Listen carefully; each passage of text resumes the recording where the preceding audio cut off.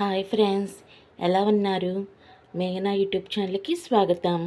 ఈరోజు నేను చూపించబోయే వంట పల్లీ పట్టి, పల్లీ చెక్క అని కూడా అంటారు.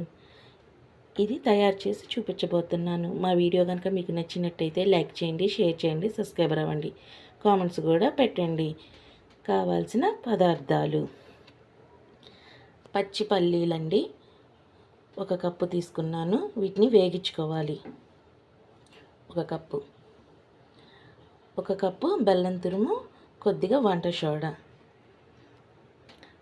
స్టవ్ వెలిగించుకొని బాండీ పెట్టుకొని బాండీ వేడైన తర్వాత ఇదిగోండి పల్లీలు వేసుకొని వేయించుకోవాలి. ఇదిగోండి పల్లీలు వేసుకొని వేయించుకుంటున్నాను. ఈ పల్లీలు వేగడానికి 10 నిమిషాలు పడుతుంది. సన్నని మంట మీద పెట్టుకొని వేయించుకోవాలి.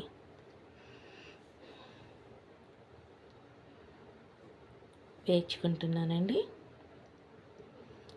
ఇదిగోండి ఇలా వేగుతున్నాయి. ఇంకా తీసేస్తాను. ప్లేట్లో తీసుకుంటున్నాను. అదే బాండీలో బెల్లం తురుము వేసి తీగ పాకం వచ్చేదాకా చేసుకుంటున్నాను. నేను నీళ్ళైతే ఏం పోయటం లేదు. సన్నని మంట మీద మాత్రమే పాకం రానిచ్చుకోవాలి. మా వీడియోస్ ఎలా ఉంటున్నాయండి? మా వీడియోస్ కనుక మీకు నచ్చినట్టయితే లైక్ చేయండి, షేర్ చేయండి, సబ్స్క్రైబర్ అవ్వండి, కామెంట్స్ కూడా పెట్టండి. ఇదిగోండి తీగ పాకం వచ్చేలాగా కలుపుకోవాలి.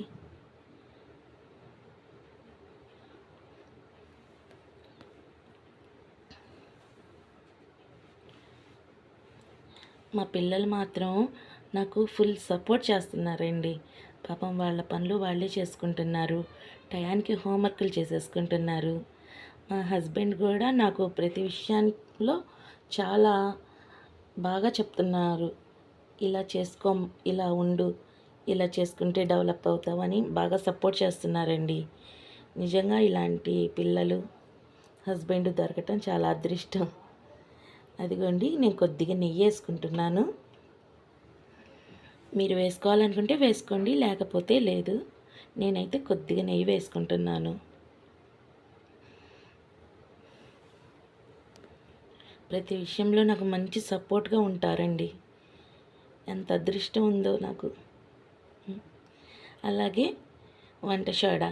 ఈ వంట సోడా ఎందుకు వేసుకుంటున్నానంటే వారం 10 రోజులైనా ఈ చెక్క గట్టిగానే ఉంటుందంట, మెత్తబడదని మా అమ్మమ్మగారు చెప్పారు. అందుకని వంట సోడా వేసుకుంటున్నాను.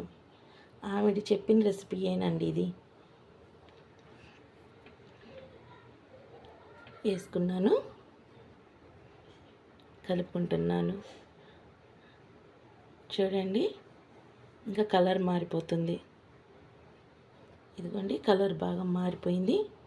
ఇంకా ఇందులో పల్లీలు వేసుకొని కలబెట్టేసుకుంటున్నాను. పొయ్యి ఆపేసేసుకొని పల్లీలు పెట్టేకొని పల్లీలు వేసేసుకుంటున్నాను. స్టవ్ అయితే ఆపేసేసాను. చూసారా ఇప్పటికే గట్టిపడిపోతుంది.